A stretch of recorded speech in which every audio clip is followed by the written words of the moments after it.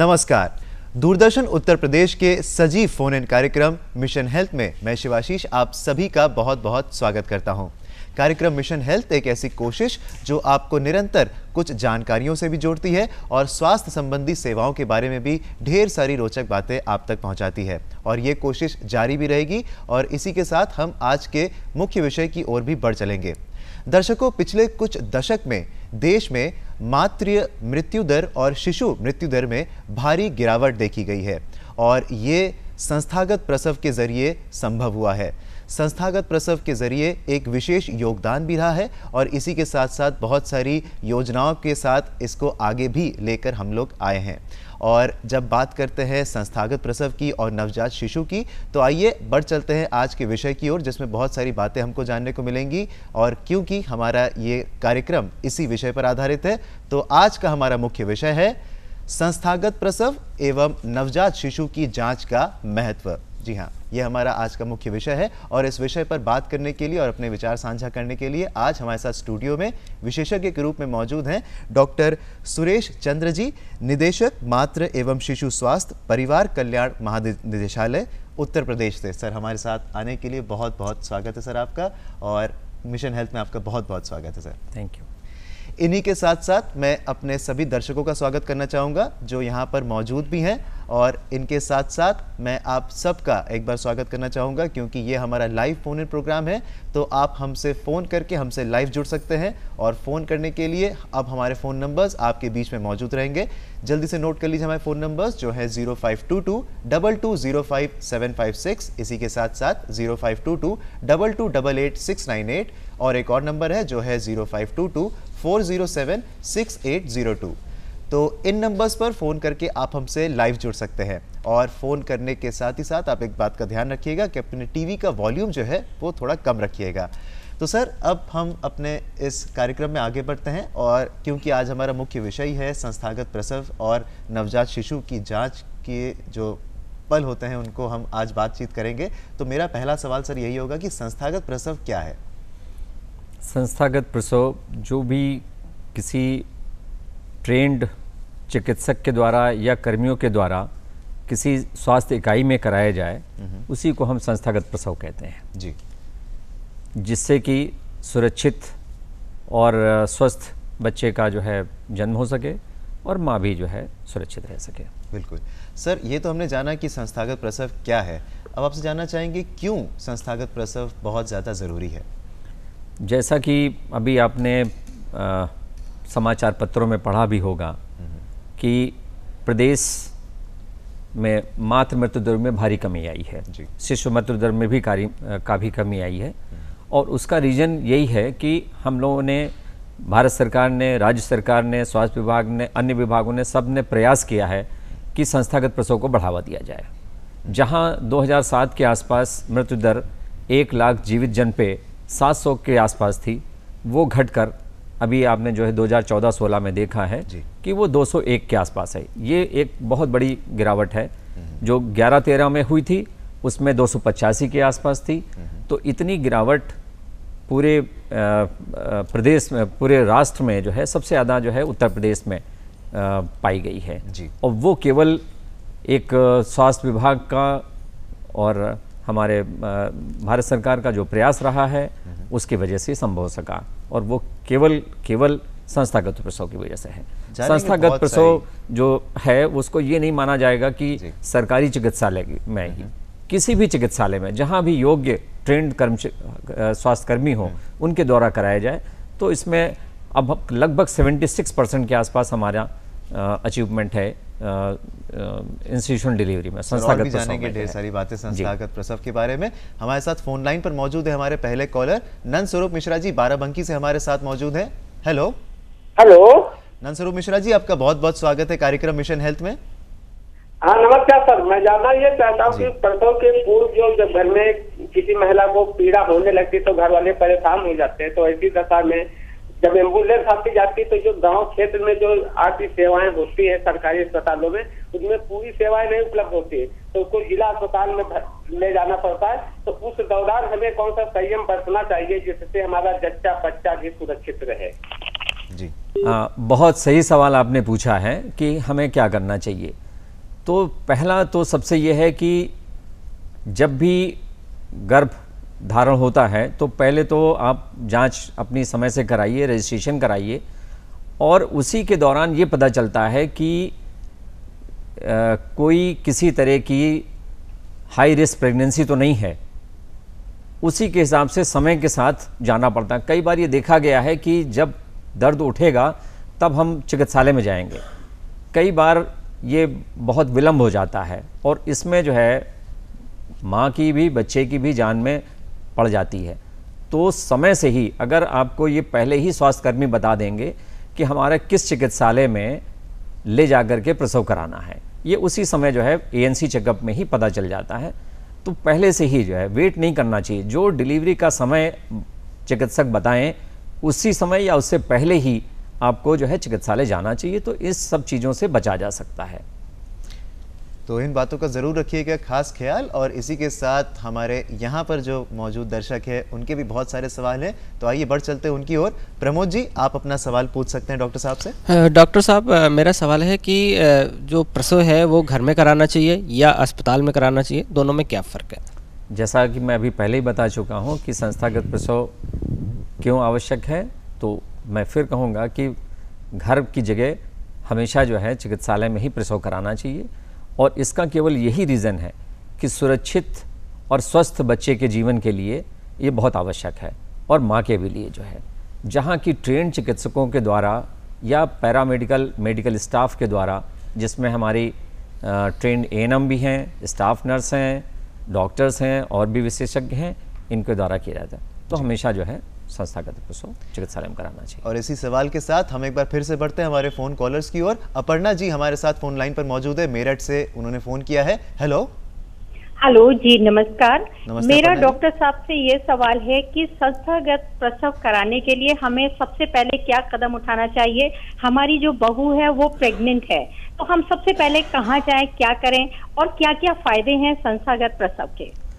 तो जैसा आपने बताया है, इससे पता ही चल गया है कि आपको मालूम है कि आपकी बहू प्रेग्नेंट है। तो सबसे पहले तो यह है कि उसका रजिस्ट्रेशन कहीं पे भी जो है चिकित्सालय में, हम तो यही कहेंगे कि सरकारी चिकित्सालय में अपने नियरेस्ट जो भी स्वास्थ्य केंद्र है वहाँ पे जाके कराएं। और रजिस्ट्रेशन के बाद कुछ जांचें होती हैं, जिसमें रक्त की जांच होती है, पेशाब की जांच होती है, अल्ट्रासाउंड होता है और HIV सिफिलिस की जांच होती है। और इन सब जांचों से पता चलता है कि किसी तरह का डिलीवरी के समय कोई खतरा तो नहीं है, और उसी हिसाब से चयन भी आपको चिकित्सक बताएंगे कि आपको किस लेवल के अस्पताल में जाकर के डिलीवरी करानी है। तो ये चीज़ें हमेशा ध्यान रखना चाहिए। रजिस्ट्रेशन से बहुत सारी चीज़ें जो है, जो बुकलेट मिलती है उसमें भी जो है कि कैसे आप देखभाल करेंगे, जो है माँ की देखभाल करेंगे, बच्चे के लिए कैसे देखभाल करेंगे, क्या टीके लगाने हैं, क्या क्या खान पीन में जो है करना है, ये सारी चीज़ें बताई जाती हैं। तो आप पहले सबसे जा कर के उसका रजिस्ट्रेशन करा लीजिए, और उसके बाद फिर आगे चिकित्सक स्वयं बताएंगे कि आपको क्या करना है। तो इन बातों का रखेंगे खास ख्याल। और इन्हीं बातों के साथ आइए एक बार फिर से अपने स्टूडियो में आमंत्रित दर्शकों की ओर बढ़ते हैं। यहाँ पर मौजूद हैं लक्ष्मी जी हमारे साथ, आप अपना सवाल पूछ सकती हैं। डॉक्टर साहब, गर्भावस्था के किस माह से हमें संस्थागत सेवाओं को लेना शुरू कर देना चाहिए? आपका सवाल बहुत अच्छा है। जैसे ही आपको ये पता चलता है कि आपके घर में या आप स्वयं या कोई भी जो है किसी ने जो है गर्भवती हैं, तो उसी पहले ही समय से जो है इमीडिएट रजिस्ट्रेशन कराना चाहिए। रजिस्ट्रेशन के साथ ही जो है कई जांचें होती हैं, जिसमें हीमोग्लोबिन का है, वेट का है, ब्लड प्रेशर है और ब्लड शुगर है, HIV सिफिलिस, अल्ट्रासाउंड, ये सारी जांचें वहीं से शुरू हो जाती हैं। और उसका अंत भी बहुत अच्छा होता है। जब ये सब जांचें आपकी हो जाती हैं तो चिकित्सक के द्वारा आपको बताया जाता है कि ये गर्भ सुरक्षित है या कोई रिस्क है। अगर रिस्क है तो उसी समय जो MCP कार्ड मिलता है उसमें एक, अगर सुरक्षित नहीं है, किसी तरह का रिस्क है, तो उसमें एक लाल बिंदी लगा दी जाती है, HRP लिख दिया जाता है और बताया जाता है कि आपको डिलीवरी के लिए कहाँ जाना है। तो ये सारी चीज़ें जो है, हीमोग्लोबिन का अपना महत्व है।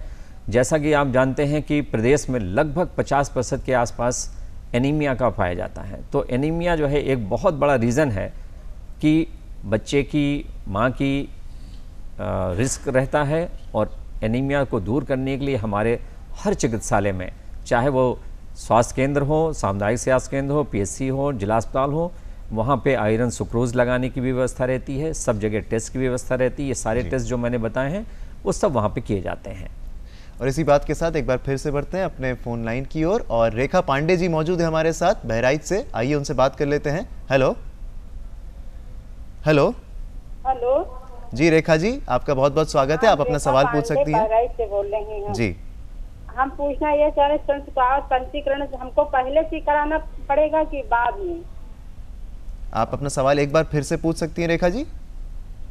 हम ये पूछ रहे संस्कार पंजीकरण हमको पहले से कराना पड़ेगा? जी जी जी, पंजीकरण वो शायद हाँ, पूछना चाह रही हैं पहले पंजीकरण से। जो है जी। जितनी जल्दी हो सके कराना चाहिए। जैसे कि हम अभी पहले भी बता चुके हैं कि इसका क्या महत्व है। समय से ही अगर हमें सब चीज़ें पता चल जाएं कि उसका हीमोग्लोबिन कितना है, एनीमिया तो नहीं है, डायबिटीज़ तो नहीं है, ब्लड प्रेशर तो नहीं बढ़ा हुआ है, ये 3 चीज़ें ऐसी हैं, HIV है, ये जो कि हाई रिस्क की तरफ ले जाते हैं। हाई रिस्क यानी जोखिम वाली जो है, उच्च जोखिम वाली जो है चीज़ें, तो उसी समय पंजीकरण के समय ही ये सारी जांचें जितनी जल्दी हो जाएंगी उतनी जल्दी हमें पता चल जाएगा, उसी हिसाब से उसका समय से इलाज भी हो जाएगा। ये चारों चीज़ें बहुत ही गंभीर होती हैं। तो इन सारी बातों के साथ और भी ढेर सारी बातें हम जानेंगे आज के कार्यक्रम मिशन हेल्थ में, लेकिन आगे बढ़ने से पहले लेते हैं एक छोटा सा ब्रेक। आप देख रहे हैं हमारा लाइव फोन इन कार्यक्रम मिशन हेल्थ और आज के इस कार्यक्रम में हमारा मुख्य विषय है संस्थागत प्रसव एवं नवजात शिशु की जांच का महत्व। और भी बहुत सारे सवाल बाकी थे, तो एक बार चलिए फिर से बढ़ जाते हैं उन सवालों की ओर। पूजा जी, आप हमारे साथ मौजूद हैं, आप अपना सवाल पूछ सकती हैं। डॉक्टर साहब, गर्भावस्था की शुरुआत में कौन कौन सी जांचें होनी चाहिए? अभी जैसे मैंने बताया है कि गर्भावस्था में हीमोग्लोबिन, ब्लड प्रेशर, वेट, इसके अलावा जो है डायबिटीज़ के लिए blood sugar, ultrasound, syphilis, HIV, ये सारी जांचें कराई जाती हैं और इन सब का महत्व है। अभी मैं बता चुका हूँ। अल्ट्रासाउंड का ये है कि जितनी जल्दी हो सके, जैसे ही पता चलता है कि गर्भ धारण हो चुका है, उसी समय जो है 6 वीक के आसपास, 6 वीक्स to 8 वीक्स कराना चाहिए, जिससे पता चलता है कि प्रेगनेंसी गर्भाशय में है या किसी ट्यूब में तो नहीं है। क्योंकि जैसे ही अगर वो ट्यूब में है तो रप्चर होने के चांसेस रहते हैं और उससे वो बहुत ही फेटल होता है। तो ये जांच बहुत ज़रूरी है। ब्लड प्रेशर की जांच से जो है अगर ज़्यादा उच्च ताप है, रक्तचाप है, तो इससे जो है एक एक्लेम्सिया बीमारी होती है जो हो जाती है, वो भी बहुत फेटल है। तो ये सारी जांचें आवश्यक हैं। इसी के साथ हमारे साथ स्टूडियो में यहाँ पर मौजूद हैं रवि जी। रवि, आप अपना सवाल पूछ सकते हैं। जी डॉक्टर साहब, मैं ये जानना चाह रहा था कि गर्भावस्था की जो शुरुआती जांचें होती हैं वो कहाँ पे होती हैं? गर्भावस्था की शुरुआती जांचें सभी जगह जो है, जितने भी हमारे स्वास्थ्य केंद्र हैं, चाहे वो स्वास्थ्य उपकेंद्र जो कि गांव में होते हैं 5000 की पॉपुलेशन में, उसके बाद PSC है जो कि 30,000 की पॉपुलेशन में है, उसके बाद CSC आती हैं जो 1 लाख की पॉपुलेशन पे हैं, 50,000 की पॉपुलेशन में है, जिला अस्पताल, इन सभी जगह जो है ये सारी जांचें निःशुल्क होती हैं। जी। अल्ट्रासाउंड के लिए विशेष व्यवस्था है जो कि नहीं है, तो वो भी जो है लगभग 222 केंद्रों पे राज्य सरकार की तरफ से उपलब्ध कराई गई है। अगर नियरेस्ट उसमें नहीं है तो 102 के माध्यम से, 108 के माध्यम से जो हमारी एम्बुलेंस सेवा है उससे जाकर के भी अपने नियरेस्ट फैसिलिटी में जाके करा सकते हैं। तो बहुत सारी जानकारियों को यहाँ पर हम आगे लेकर आ रहे हैं, जानेंगे और भी ढेर सारी बातें, लेकिन उससे पहले लेते हैं एक छोटा सा ब्रेक। आप देख रहे हैं कार्यक्रम मिशन हेल्थ और अब मिशन हेल्थ में आगे बढ़ने की बारी है। जितेंद्र जी हमारे साथ मौजूद हैं यहाँ पर स्टूडियो में। जितेंद्र जी, अपना सवाल पूछ सकते हैं। डॉक्टर साहब, संस्थागत प्रसव के नवजात शिशु की जांच के लिए स्वास्थ्य विभाग द्वारा क्या क्या जांच सुविधाएं उपलब्ध हैं? नवजात शिशु की जांच हमारे सभी केंद्रों में, चाहे उपकेंद्र हैं या CSC हैं, सामुदायिक स्वास्थ्य केंद्र, प्राथमिक स्वास्थ्य केंद्र, जिला अस्पताल, तो सामुदायिक स्वास्थ्य केंद्र और जिला अस्पताल लेवल पर बाल रोग विशेषज्ञ के द्वारा और बाकी स्तर पे आशा बहू, ANM इनके द्वारा की जाती है, इनको ट्रेन किया जाता है। और जैसे ही बच्चा पैदा होता है तो इन सब जगह पे डिफेक्ट्स जो हैं बच्चों में क्या है, डिसेबिलिटी क्या है, किसी तरह की कोई बीमारी तो नहीं है, ये सारी जांच है 4D के नाम से जानी जाती हैं और ये जांच होती हैं और उसी हिसाब से उनका संदर्भन किया जाता है। नूतन जी, आप भी यहाँ हैं, आप अपना सवाल पूछ सकती हैं डॉक्टर साहब से। डॉक्टर साहब, सरकार द्वारा गर्भवती महिलाओं को कौन कौन सी सुविधाएं दी जा रही हैं? गर्भवती महिलाओं को जैसे ही ये पता चलता है कि गर्भ धारण कर लिया गया है, सारी सुविधाएं जो है निःशुल्क होती हैं। जननी सुरक्षा योजना है, जननी सुरक्षित शिशु JSSK है, और प्रधानमंत्री सुरक्षित मातृत्व अभियान के तहत उनकी जांचों की है 102, 108 है। ये है प्रधानमंत्री मातृ वंदना योजना के अनुसार प्रथम गर्भ धारण करने पर और प्रथम जीवित बच्चे पर 5,000 रुपये, वो भी है 3 किस्तों में देने की सुविधा है। डॉक्टर साहब, अगर प्रारंभिक जांचों में ही ऐसा कुछ पता चल जाता है कि गर्भावस्था के दौरान कुछ जटिलताएं हैं, तो क्या किया जाता है आगे? जैसे ये पता चलता जटिलता है तो हमने पहले भी कहा है कि रजिस्ट्रेशन जो कार्ड मिलता है, MCP कार्ड, जिसको कि मातृ एवं शिशु सुरक्षा कार्ड कहते हैं, उसमें एक लाल बिंदी लगा दी जाती है और उसमें HRP लिख दिया जाता है, जिससे ये पता चले कि ये जो है जोखिम में है ये गर्भवती महिला जी। और उसकी डिलीवरी के लिए भी बता दिया जाता है कि कहाँ डिलीवरी पहले से ही चिन्हित हो जाती है, और ये हमारे समस्त जिस एरिया में होती है उस स्वास्थ्य केंद्र में उसका लेखा जोखा होता है और अधिकारियों और कर्मचारियों के द्वारा मॉनिटरिंग होती है, और जहां भी उस सुरक्षित प्रसव की आवश्यकता होती है वो रिफ़र किया जाता है जी। हमारे साथ स्टूडियो में काजल जी भी हैं। काजल, आप अपना सवाल पूछ सकती हैं। डॉक्टर साहब, संस्थागत प्रसव में प्रसव के पश्चात एक नवजात शिशु की कौन कौन सी जाँचें होती हैं? अभी बता चुके हैं कि बच्चे की जैसे ही पैदा होता है तो एक चिकित्सक के द्वारा जिला चिकित्सालय में और सामुदायिक स्वास्थ्य केंद्र में इनको बाल रोग विशेषज्ञ के द्वारा देखा जाता है कि उसकी बच्चे की धड़कन, टेम्परेचर, कोई किसी तरह की डिफेक्ट्स तो नहीं है, डिसेबिलिटी तो नहीं है, डिफिशेंसी तो नहीं है, कोई डिजीज़ तो नहीं है। ये 4D देखे जाते हैं, और अगर हम पहले से ही पता कर लेते हैं कि ये डिफेक्ट हैं तो वो बहुत ही जल्दी जो है, जितनी जल्दी दूर हो जाता है उतनी जल्दी उसका ठीक होने के चांसेस बढ़ते हैं। ये सभी जगह उपलब्ध है। इन्हीं के साथ प्रतिभा जी मौजूद हैं यहाँ पर, आप अपना सवाल पूछ सकती हैं प्रतिभा। डॉक्टर साहब, नवजात शिशुओं की जांचों में कुछ जटिलताएं पाई जाती हैं, तो इसके उपचार की क्या व्यवस्था होती है? हमारे जितने स्वास्थ्य केंद्र हैं, जितने भी जिला अस्पताल हैं, वहाँ पे जो बीमारियाँ बताई हैं उनके उपचार की सुविधा उपलब्ध है। अगर वो उस लेवल पे नहीं हो पाती हैं तो हमारे गवर्नमेंट मेडिकल कॉलेज जितने हैं, जिसमें लखनऊ में है, SGPGI है, गोरखपुर है, कानपुर, झांसी, इन सभी जगह मेडिकल कॉलेज में उपलब्ध है सुविधाएं, और उनका इलाज किया जाता है, निःशुल्क किया जाता है। जिला लेवल पर DEIC कोऑर्डिनेटर हैं, मैनेजर हैं, जो कि चिन्हित करके वहाँ पे उनके द्वारा भेजा जाता है, और उसमें कोई भी किसी तरह का खर्चा नहीं लगता है जी। और इसी के साथ और भी बहुत सारी बातें अभी बाकी हैं, लेकिन उससे पहले लेते हैं एक और छोटा सा ब्रेक। आप देख रहे हैं कार्यक्रम मिशन हेल्थ, और आज मिशन हेल्थ में बहुत ही महत्वपूर्ण विषय भी है। और इसी के साथ अब मैं डॉक्टर साहब से एक और महत्वपूर्ण सवाल पूछना चाहता हूं। सर, हम अक्सर पेपर में भी, समाचार पत्रों में ये पढ़ रहे हैं कि प्रधानमंत्री सुरक्षित मातृत्व अभियान और प्रधानमंत्री मातृत्व वंदना योजना जो है वो कारगर साबित हो रही है, तो इसके बारे में थोड़ी बातें आपसे जानना चाहेंगे। इन दोनों योजनाओं का उद्देश्य संस्थागत प्रसव है। समय से पता चल जाना चाहिए कि क्या कोई किसी तरह का रिस्क तो नहीं है गर्भवती महिला को। और प्रधानमंत्री सुरक्षित मातृत्व अभियान प्रत्येक माह की 9 तारीख को अगर अवकाश है तो दूसरे दिन सभी केंद्रों पे मनाया जाता है, जिसमें कि उद्देश्य यही है कि एक कम से कम MBBS डॉक्टर के द्वारा या विशेषज्ञ के द्वारा उनकी जांच की जाए।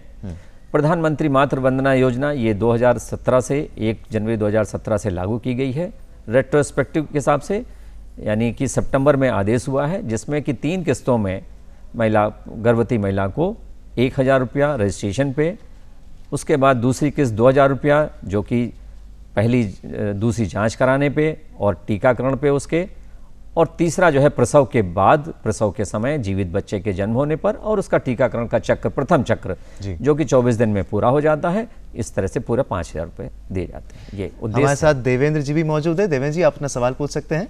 डॉक्टर साहब, मैं ये जानना चाहता हूँ कि जननी सुरक्षा योजना क्या है और इसमें क्या क्या सुविधाएं मिलती हैं?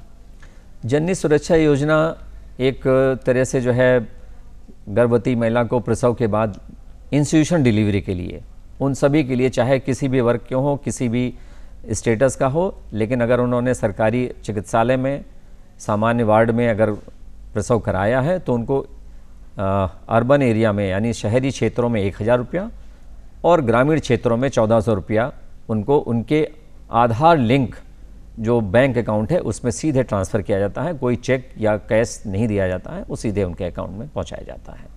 इसके अलावा जननी शिशु सुरक्षा कार्यक्रम है जिसमें कि दवा और औषध, किसी तरह की जांच और प्रसव की जो भी चीज़ें हैं, ये सारी चीज़ें फ्री में दी जाती हैं। और इसी सवाल के साथ आज के इस विशेष कार्यक्रम में, जिसका मुख्य विषय था संस्थागत प्रसव और नवजात शिशु की जांच का महत्व, ये अब खत्म होता है। लेकिन इसी के साथ हम आगे बढ़ेंगे, बढ़ चलते हैं चलते चलते की ओर।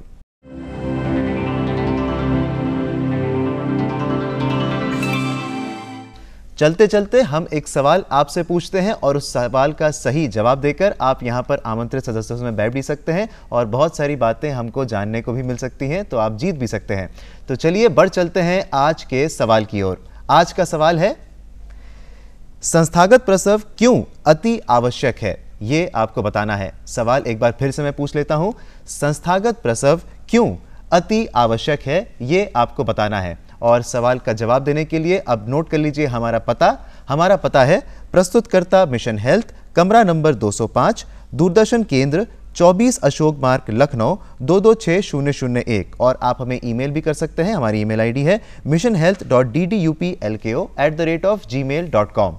तो इसी के साथ आप हमें सवाल के जवाब भी दे सकते हैं और कोशिश कर सकते हैं कि सही जवाब देकर आप यहाँ पर आमंत्रित हो और इसका हिस्सा भी बने।